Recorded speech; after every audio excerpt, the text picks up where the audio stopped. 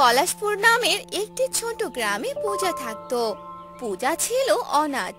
কলা বিক্রি করে কোনো রকম পূজা চলতো। একদিন সেই গ্রামে অনেক জোরে ঝড় বৃষ্টি হয়, যার কারণে পূজার বাড়িটি ভেঙে যায়। পূজা কোনো রকম নিজের প্রাণ বাঁচায়। হে ঈশ্বর, এ কি হয়ে গেল! আমার শেষ আশ্রয়টুকু কেড়ে নিলে। এখন আমি কোথায় যাব, কি খাবো? তুমি আমার আশ্রয় কেড়ে নিয়েছো, এখন তুমি আমার আশ্রয়ের ব্যবস্থা করে দাও। এসব বলে পূজা অনেক কান্না করে, আর তার মাসির কথা মনে পড়ে। লক্ষ্মীনগর নামে পাশের গ্রামে তার মাসি থাকতো। পূজা তখনই তার মাসির বাড়ি যাওয়ার জন্য রওনা দেয়।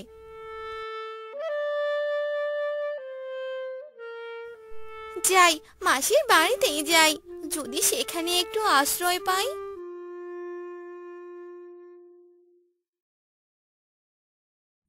এই বলে পূজা তার মাসির বাড়িতে যায়।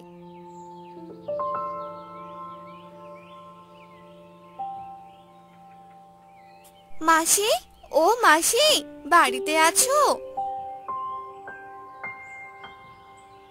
হ্যাঁ রে, কে আমাকে ডাকে? মাসি, আমি পূজা গো। ও তুই হঠাৎ আমার বাড়িতে? আয় আয়, ভেতরে আয়।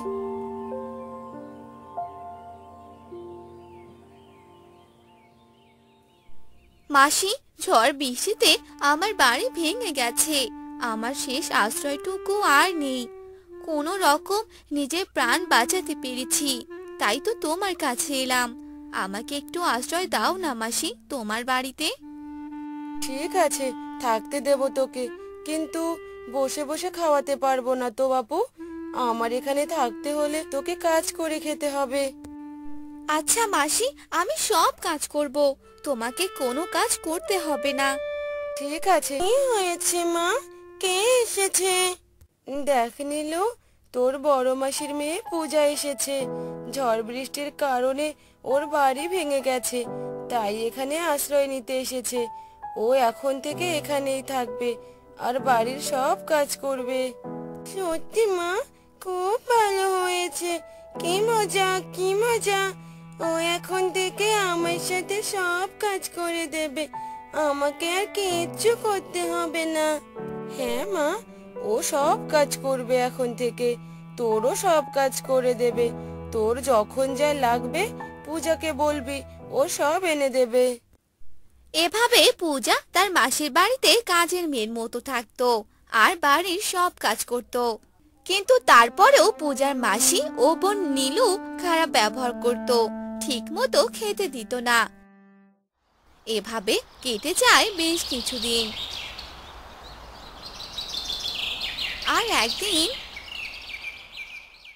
পূজা, ওই পূজা, কোথায় গেলি? আমার খাবার এখনো দিসনি কেন? যা, তাড়াতাড়ি আমার খাবার নিয়ে আয়। দিচ্ছি দিচ্ছি বোন, এখনই দিচ্ছি।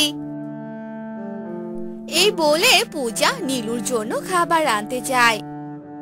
কিছুক্ষণ পর নীলুকে খাবার এনে দেয়, সাথে এক গ্লাস পানিও দেয়।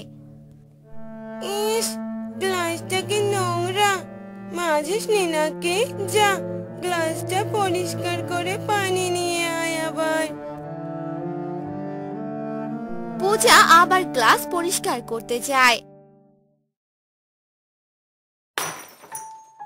আর তার হাত থেকে গ্লাসটা পড়ে ভেঙে যায়। আর নীলু এটা দেখে চিৎকার করে বলে, এটা তুই কি করলি পূজা? আমার এত পছন্দের গ্লাসটা তুই ভেঙে ফেললি! মা, ও মা, দেখো পূজা কি করেছে।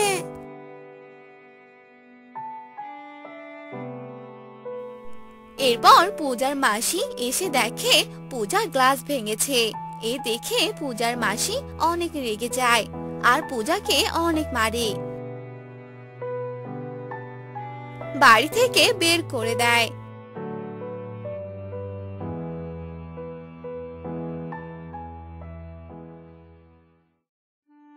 তার তারপর পূজা বনে একটি গাছের নিচে বসে কান্না করতে থাকে। আর তখন সেখানে একটি পরী আসে। কি হয়েছে তোর? এখানে বসে কান্না করছিস কেন?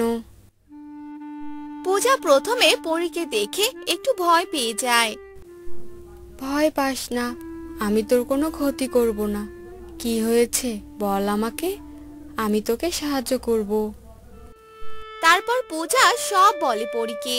তারপর পরী বলে, তুই চিন্তা করিস না, দাঁড়া, আমি তোকে একটি জিনিস দিচ্ছি।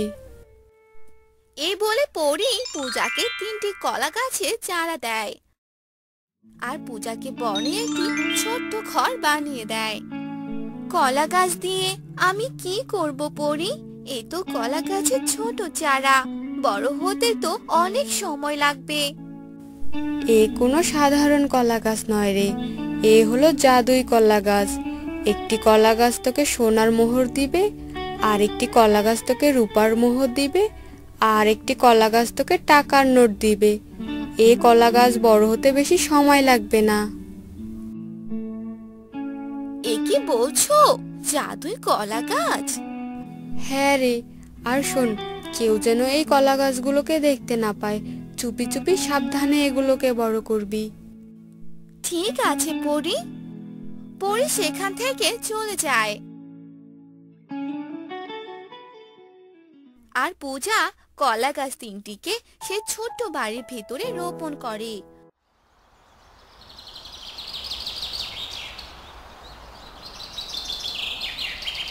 পূজা প্রতিদিন কলা গাছে পানি দেয় আর খুব তাড়াতাড়ি কলা গাছ 3টি বড় হয়ে যায়। সত্যি তো, খুব তাড়াতাড়ি কলা গাছ 3টি বড় হয়ে গেছে। এখন দেখি তো পরীর কথা মতো কলা গাছ 3টি সোনা রূপা টাকা দেয় কিনা। এই বলে পূজা কলা গাছ 3টির কাছে যায় আর এক এক করে 3টি কলা গাছকেই বলে সোনা রূপা আর টাকা দিতে। পরীর কথা মতো ঠিক 3টি কলা গাছ তাকে এক এক করে সোনা রূপা টাকা দিয়ে দেয়। পূজা এসব নিয়ে একটি সুন্দর বাড়ি বানায় আর গ্রামের গরিব দুঃখীদেরকেও সাহায্য করে। আর এসব দেখে পূজার মাসি অনেক অবাক হয়ে যায়। কি অবাক কাণ্ড রে বাবা! এত তাড়াতাড়ি পূজা কিভাবে এত বড় লোক হলো? দেখতে হচ্ছে তো ব্যাপারটা। তারপর পূজার মাসি পূজার উপর নজর রাখে। পূজা কি করে, কোথায় যায়, পূজার মাসি দেখতে পায় ওই 3 কলা গাছ থেকে পূজা সোনা রূপা টাকা নেয়। সেগুলো নিয়ে পূজা সেখান থেকে চলে যায়। ও, এই ব্যাপার তাহলে। ও তো দেখি জাদুর 3 কলা গাছ। আমিও যাই, গিয়ে ওই 3 জাদুর কলা থেকে সোনা রূপা টাকা নিয়ে আসি। আমিও অনেক বড় লোক হব। সোনা রূপা টাকা এসব নিয়ে ওই 3 কলা গাছকে কেটে ফেলবো। পূজার কিছুই নিতে পারবে না। এই বলে পূজার মাসি সেই 3 কলা গাছের সামনে যায় আর যেতেই সেখানে পরী চলে আসে। তোর এত বড় সাহস! তুই এখানে এসেছিস কলা গাছ কাটার জন্য? তোর এত লোভ! আমার ভুল হয়ে গেছে পরি, আর কখনো এমন কাজ করতে যাব না, লোভ করব না। আমাকে ক্ষমা করে দাও। না, তোর এই ভুলের কোনো ক্ষমা নেই, তোকে শাস্তি পেতেই হবে। আমি তোকে অভিশাপ দিচ্ছি, তুই সারা জীবন এখানে কলা গাছ হয়ে থাকবি, কিন্তু তুই হবি সাধারণ কলা গাছ। এই বলে পরী সেখান থেকে চলে যায় আর পূজার মাসি কলা গাছ হয়ে সেখানে থাকে। আর অন্যদিকে পূজা সুখে।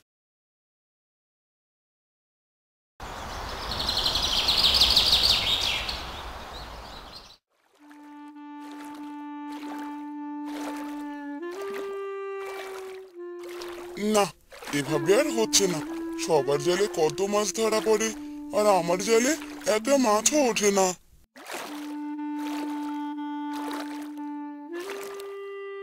কি রে নদাই, তোর ঝুড়ি দেখি ফাঁকা, একটা মাছও পাসনি বুঝি? না দাদা, জালে তো একটা মাছও ওঠেনি। সেই কখন থেকে জাল ফেলেই যাচ্ছি। এত অধৈর্য হলে হবে না, সময় দিতে হবে তো। তাহলে অযথা তোমার সাথে কথা বলে সময় কেন নষ্ট করছি, আমি যাই। এরপর নদাই আবার নদীতে মাছ ধরতে থাকে।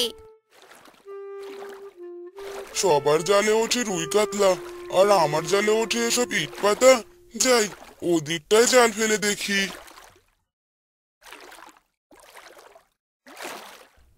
এরপর নদাই নদীতে আবার জাল ফেলে, আর জালে একটি পোনা মাছ ওঠে। না বাপু, আর পারছি না। এবার এই পোনা মাছটি নিয়েই বাড়িতে ফিরে যাই।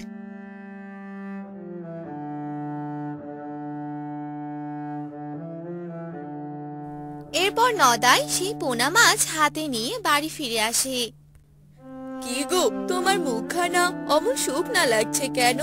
আর হাতে ওটা কি দেখি তো? ও কিছু না, এটা হলো পোনা মাছ। তার মানে তুমি আজও মাছ পাওনি?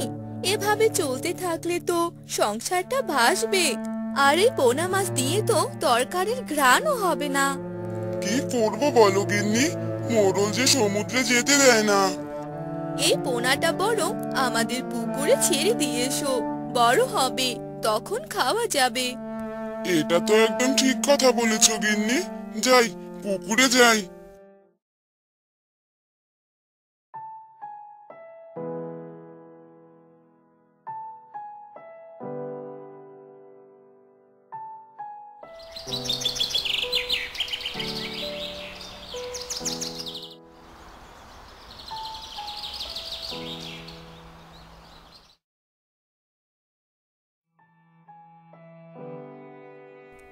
এভাবে আর কতদিন? শোনো, তোমায় একটা কথা বলি, তুমি বরং আমাদের পুকুরে মাছ চাষ করো। বললেই কি হয়ে যায়? মাছ চাষ যে অনেক টাকার ব্যাপার গিন্নি, এত টাকা এখন কোথায় পাবো? বলি কি, বিয়ের সময় তো অনেক গহনা উঠেছিল, এগুলো বিক্রি করে মাছ চাষ করো, পরে না হয় আবার গড়িয়ে দিও। বললেই কি হয়ে যায়? মাছ চাষ করতে যে অনেক টাকার প্রয়োজন, এত টাকা এখন কোথায় পাবো?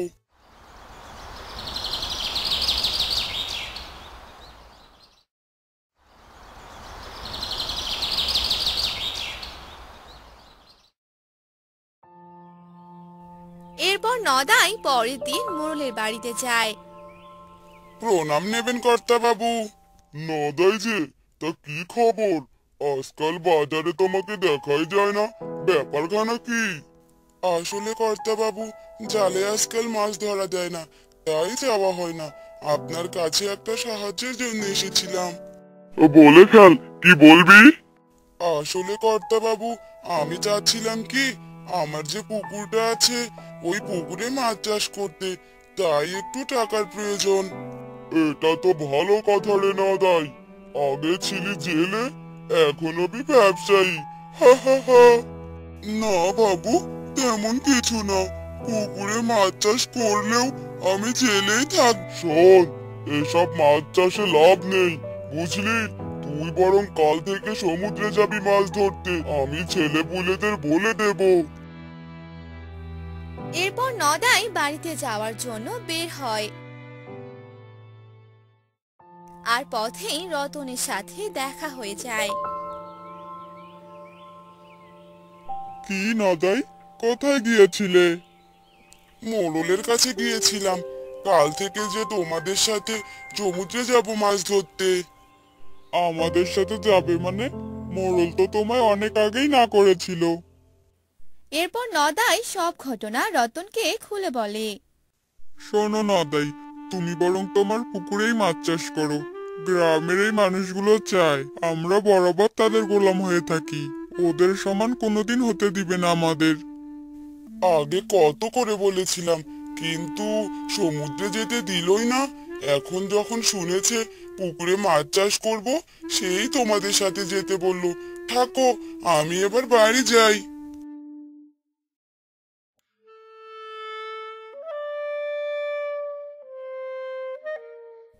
এরপর নদাই বাড়িতে চলে আসে। গিন্নি, ও গিন্নি, কোথায় গেলে? না, সারা বাড়ি খুঁজলাম, কোথাও তো নেই। গিন্নি, ও গিন্নি, আরে দেখে যাও, কোথায় গেলে? পুকুর পাড়ে কেউ ডাকছে মনে হচ্ছে, দেখি তো গিয়ে।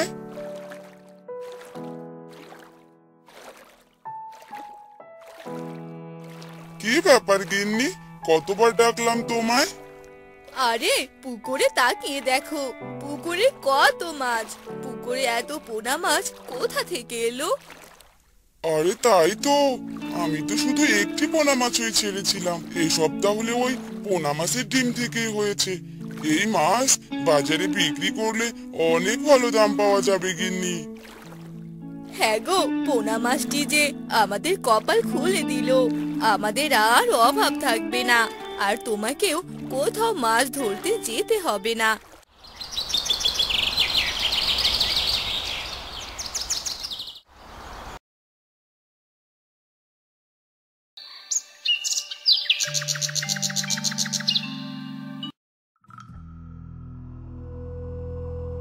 এই, তোরা এখানে বসে আছিস? ভূত রাজা তোদের ডেকে পাঠিয়েছে। কেন রে, এই অসময়ে ভূত রাজা ডাকলো আমাদের?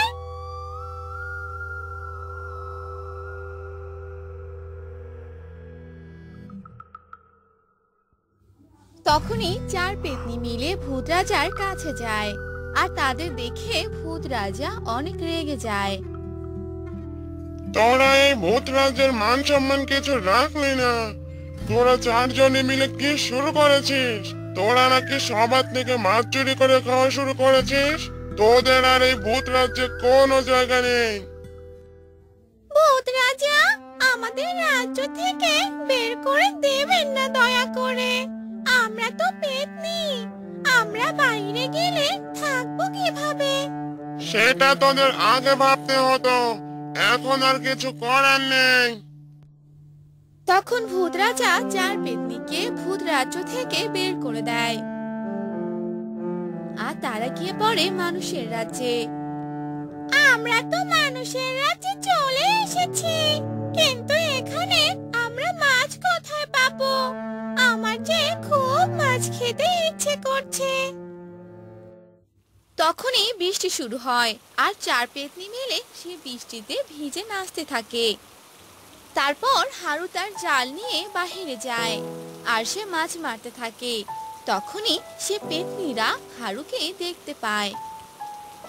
ওই দেখ, কি সুন্দর একটা ছেলে, দেখে তো জেলে মনে হচ্ছে। আমরা যদি ওর বাড়িতে যেতে পারি, তাহলে প্রতিদিন মাছ খেতে পারবো। কিন্তু কিভাবে সেটা? শোন তাহলে, চল আমরা ওই পুকুরে ডুব দেই, আর ওই জেলের জালে উঠে পড়বো।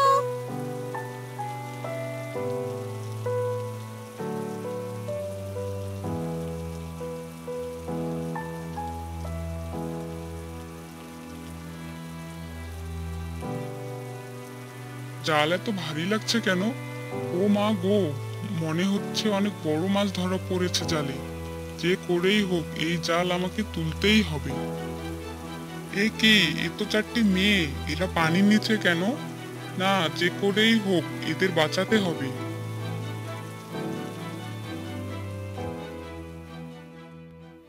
তোমরা কারা? এই পুকুরে কি করো? তোমরা কি জলপরি নাকি? আমরা হলাম এতিম চার বোন, পাশের গ্রামেই থাকতাম, কিন্তু আমরা এতিম বলে আমাদের অজ্ঞান করে এই পুকুরে ফেলে গিয়েছিল। তুমি আমাদের একটু থাকার জায়গা দিতে পারো? কিন্তু আমি তোমাদের কি খেতে দেব? আমি জেলে, দিন আনি দিন খাই, তবুও মাছ ভাত। আমাদের ভাত লাগবে না, শুধু মাছ হলেই হবে। তারপর হারু তাদের চারজনকে নিয়ে বাড়ির পথে হাঁটতে থাকে, আর মনে মনে বলতে থাকে। সবাই আমাকে বলতো আমি নাকি বউ পাবো না। আমি কালকে এই চারজনকে বিয়ে করে দেখিয়ে দেব। উফ, আমার যে কি যে ভালো লাগছে, চারটি বউ হবে আমার। যেই ভাবা সেই কাজ, হারু পরের দিন চারজনকে বিয়ে করে নেয়। তুমি বড় বউ, তুমি মেজ বউ, তুমি সেজো বউ, আর তুমি হলে আমার ছোট বউ। তোমরা আমাকে খুব ভালোবাসবে, কেমন? তুমি শুধু বেশি বেশি করে মাছ আনবে, তাহলেই হবে গো। এভাবেই কেটে যায় বেশ কিছুদিন। একদিন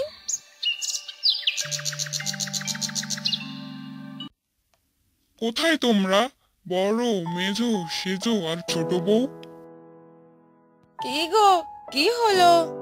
এই নাও মাছ, এগুলো আজ ভালো করে রান্না করবে। চোখের সামনে এত মাছ দেখে দুই পেতনির মাথা ঠিক থাকে না। তারা সেখানে হাত লম্বা করে তাজা মাছ খেতে শুরু করে। সেজো বউ, ছোট বউ, তোমরা কাঁচা মাছ খাচ্ছ? ছি! আর সেজো বউ, তুমি হাত লম্বা করলে কিভাবে? কোথায় না তো, ওরা তো শুধু সুখে দেখছিল মাছগুলো টাটকা কিনা। তোমাকে ডাক্তারের কাছে নিয়ে যেতে হবে, চোখে কম দেখছো আজকাল। ওদের হাত তো ঠিকই আছে, দেখো দেখো। হ্যাঁ, ঠিকই তো আছে। কি দেখতে যে কি দেখেছি!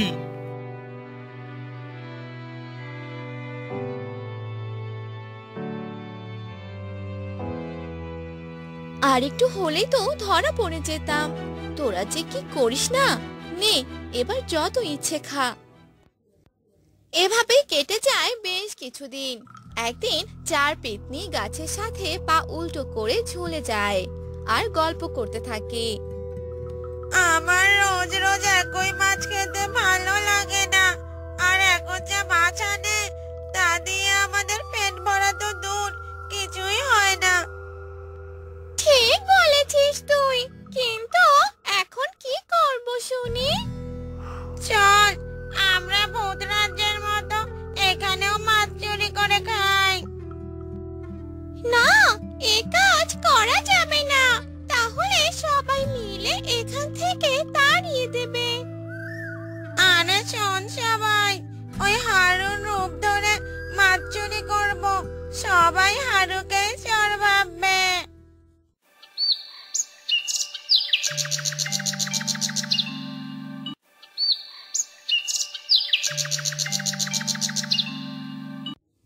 সেদিনের পর থেকে চার পেতনি হারুর রূপ ধরে গ্রামের সবার পুকুর থেকে মাছ চুরি করতে থাকে। আর সবাই হারুকে যেখানে পায় সেখানেই মারে, কিন্তু হারু এর কারণ বুঝতে পারে না। এই রাতের বেলা আমার বউচারটা গেল কোথায়? তাহলে কি এরা আমাকে রেখে চলে গেল? তখনই চার বউ মাছ চুরি করে পেতনি রূপে এসে উঠোনে গল্প করছিল। তারা ভেবেছিল হারু প্রতিদিনের মতো আজও বাহিরে। কি মজাটাই না হচ্ছে, চুরি করছি আমরা আর মার খাচ্ছে ওই পোকা হারু। এতদিনে বুঝতেই পারলো না যে আমরা পেতনি।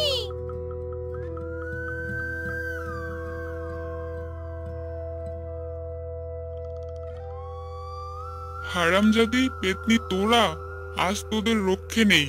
তোদের জন্য কম মার খাইনি। না গো, তুমি আমাদের ভুল বুঝো না, আমাদের ক্ষমা করে দাও। দাঁড়া! তখনই হারু ঘরে যায় আর ঘর থেকে আগুন নিয়ে আসে আর পেতনিদের শরীরে আগুন লাগিয়ে দেয়। আর আগুন দেখে পেতনিরা সেখান থেকে পালিয়ে যায়। হায় রে, আমার মাছ খেকো পেতনি বউ রে!